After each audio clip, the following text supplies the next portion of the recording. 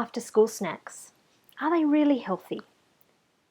Most kids are famished when they come home from school, so it's really important to have something ready for them to enjoy after a big day of learning and exercise.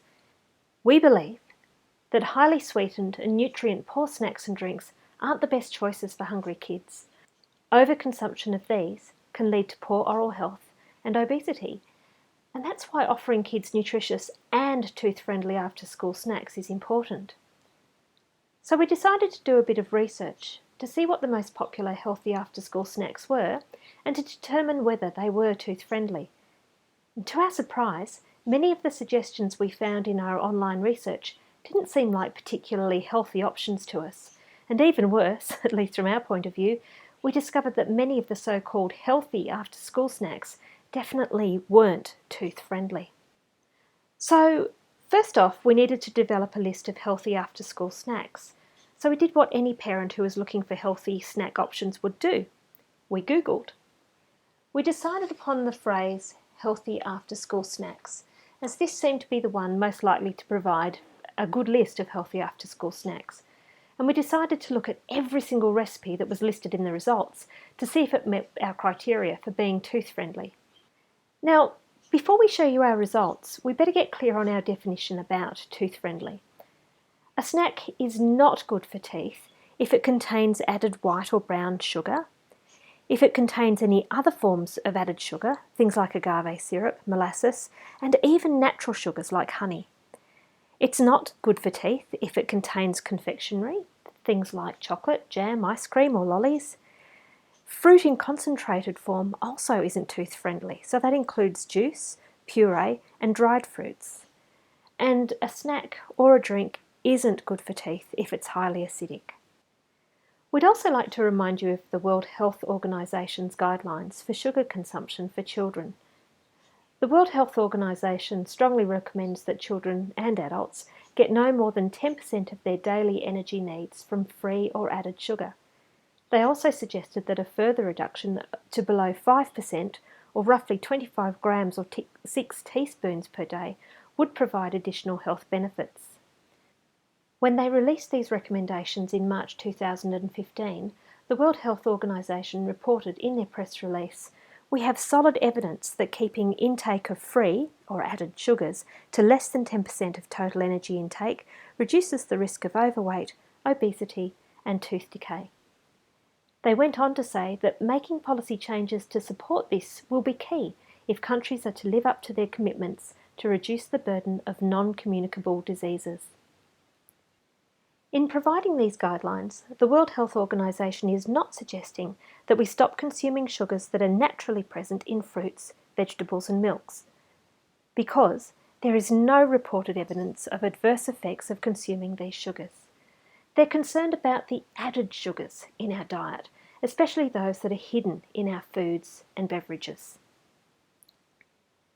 The recommendations mean that children under 8 years old should be consuming no more than 16 grams or 4 teaspoons of added sugars each day, and older children and teens should limit their added sugar consumption to somewhere between 5 and 7 teaspoons per day.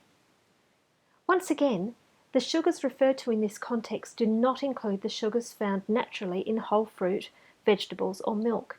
It's referring to the free sugars that are added to our foods. Now, when you learn that a small tub of yogurt, of low-fat yogurt, can have 2 teaspoons of added sugar, and a 200ml serve of unsweetened apple juice has 21 grams of sugar, that's 5 teaspoons, you can see how important it is to keep track of a child's sugar consumption across the day. By the end of breakfast, a young child may already have consumed their recommended daily allowance of added sugar. Here's the nutrition information of a popular Australian brand of unsweetened apple juice. Note that the serving size, shown there by the red arrow, is 200 ml, not a standard cup size of 250 ml. Now this 200 ml serving contains 20.6 grams of sugar, which is a little less than 5 teaspoons. So if a child served themselves a cup, 250 ml of apple juice, that would contain 24.5 grams of sugar, or nearly 6 teaspoons. That's an awful lot of sugar in a young child's diet. Now, let's get back to our research. You'll remember that we Googled the phrase healthy after school snacks and reviewed every recipe and snack suggestion against our criteria of tooth friendliness. And the results? Well, we were stunned. Each of the 9 websites that we visited had a significant number of after school snacks which were definitely not tooth friendly, nor particularly nutritious. And of the 297 recipes and snack ideas we reviewed, only 44% were tooth friendly because they didn't have added sugar. That means 56% were not tooth friendly because of the amount of added sugar that they had. In the snacks we examined, there were some examples that should never have been considered healthy or tooth friendly. In fact, there were so many we found it a little hard to choose which ones to share with you. But here's just a few. Peanut butter and chocolate dipped pretzels, chewy chocolate granola bars, chocolate chow mein, Nutella egg cream, and jam pockets. Obviously, anything that has chocolate, sugar, honey, Nutella, brownies, cookies, donuts, biscuits, caramel or cookies in their name clearly contains added sugar, and it's therefore, according to our definition, neither tooth-friendly nor healthy. There were also many examples of food that sounded like they could be healthy, but on closer examination of the recipes, clearly were not. And here are some examples. There were quite a lot of recipes for homemade cereal bars and muesli bars, but all of them contained significant amounts of sugar. Frozen banana bites on the surface actually sounded quite good, but we discovered once we looked at the recipe that these particular frozen banana bites are served dipped in chocolate. Healthy oatmeal cookies sound like they're supposed to be healthy, but in actual fact these ones were made with plenty of brown sugar and dried fruit in the form of raisins. And homemade granola, the recipe that we found for this, contained 3 types of sugar and 2 dried fruits. So you may be wondering, did we find any after-school snacks that ticked all the boxes for being both nourishing and tooth-friendly? Well, yes, we did. And you can find the full list of the 30 most outstanding after-school choices on our website.